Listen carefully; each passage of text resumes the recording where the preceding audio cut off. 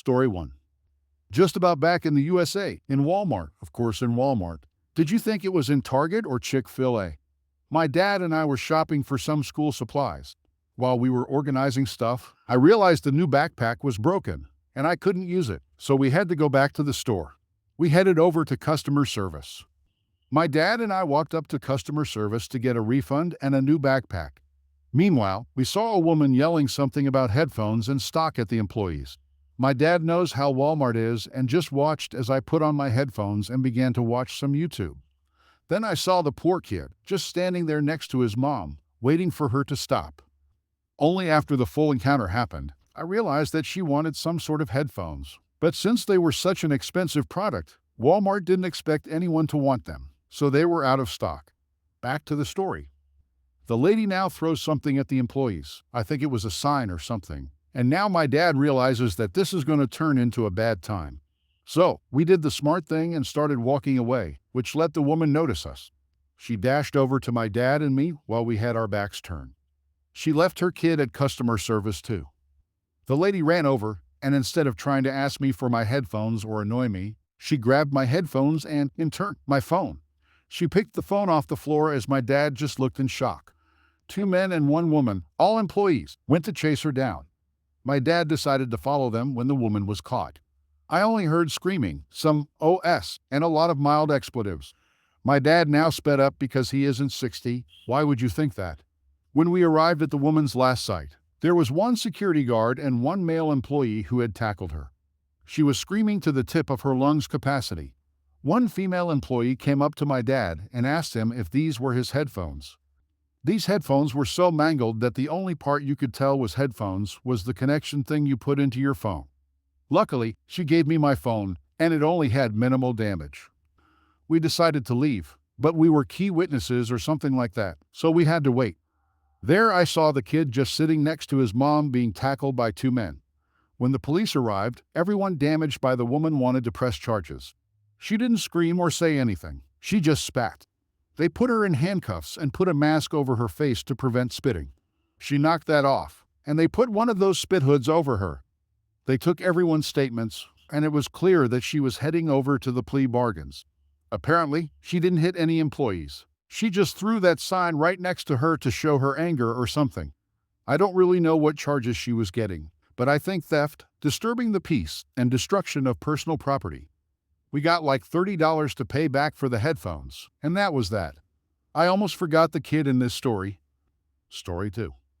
Backstory. Circa 2017, I worked at a small, 36-room condo hotel on Marco Island, Florida, and that property was owned by a small venture capitalist firm run by 2 wealthy siblings and 1 of their sons.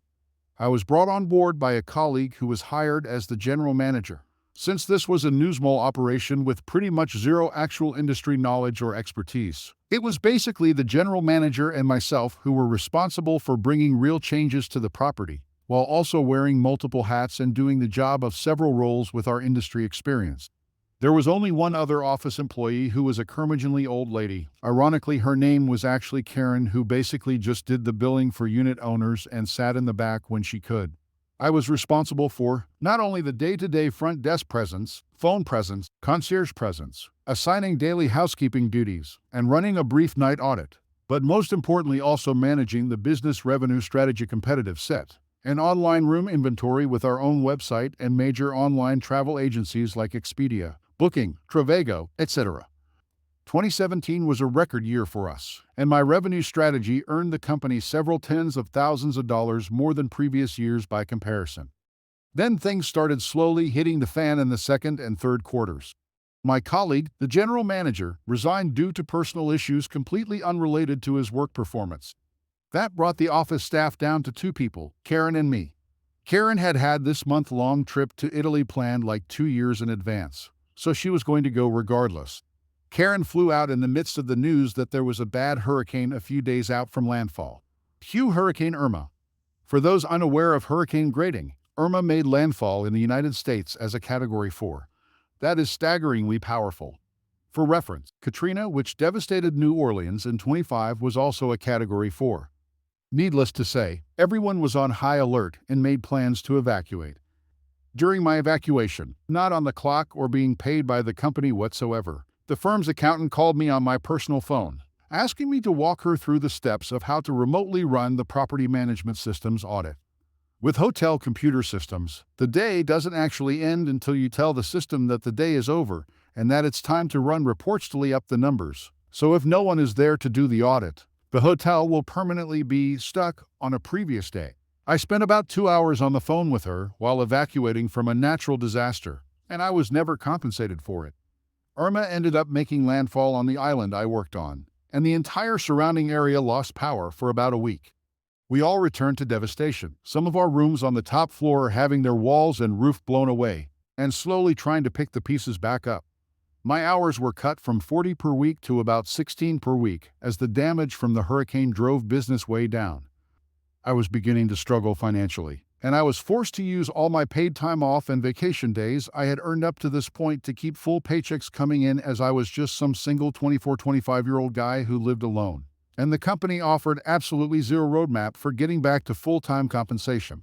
I sent the chief executive officer, who I spoke with every week in revenue meetings, an email explaining the situation and asking for a possible advance to make ends meet for the time being. The email I got back was basically one sentence to the effect of, "We will be open again soon, thanks." Bold strategy. Let's see how that plays out for you, considering I'm the literal only person running the hotel operations right now. Within a week, I secured an interview for a better-paying job closer to home, crushed the interview, and kept it completely to myself. The chief executive officer's brother, the chief financial officer, had flown down to be on the property for the first day of the reopening, where business started to come back to normal. The day before the reopening, while in the office, I got a call from Human Resources at the new company confirming the job offer and to stop by later that day to finalize everything. I called the chief financial officer and asked him to come down to the office because I wanted to talk. The second he got there and asked what was up, I told him I was resigning effective immediately. He said, "You realize that will make it hard for us to open tomorrow, right?"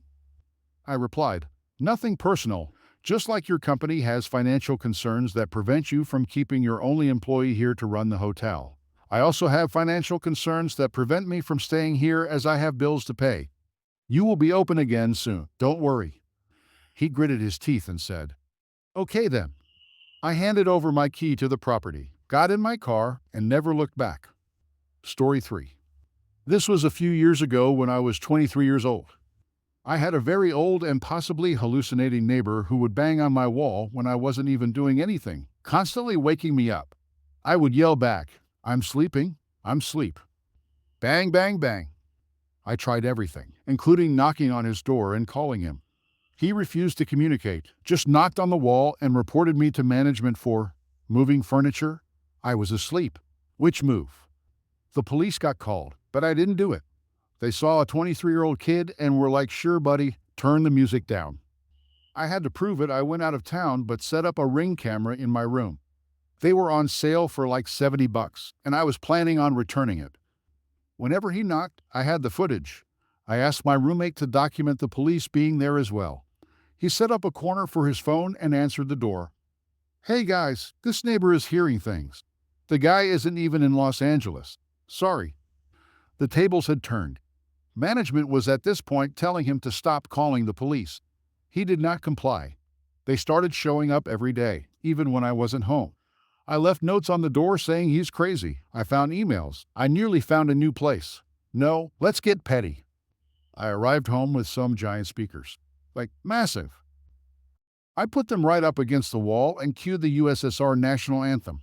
He was old, so my thought was, he probably hates this stuff.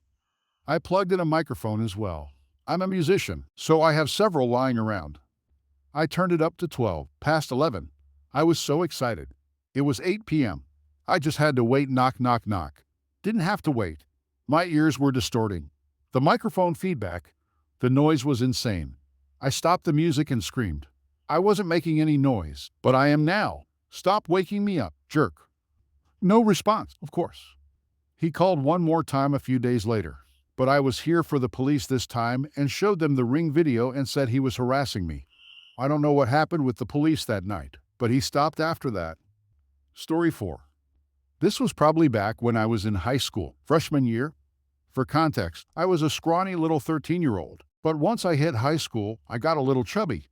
By that, I mean I have a pear-shaped body, and so my stomach is bigger. Now on to the story.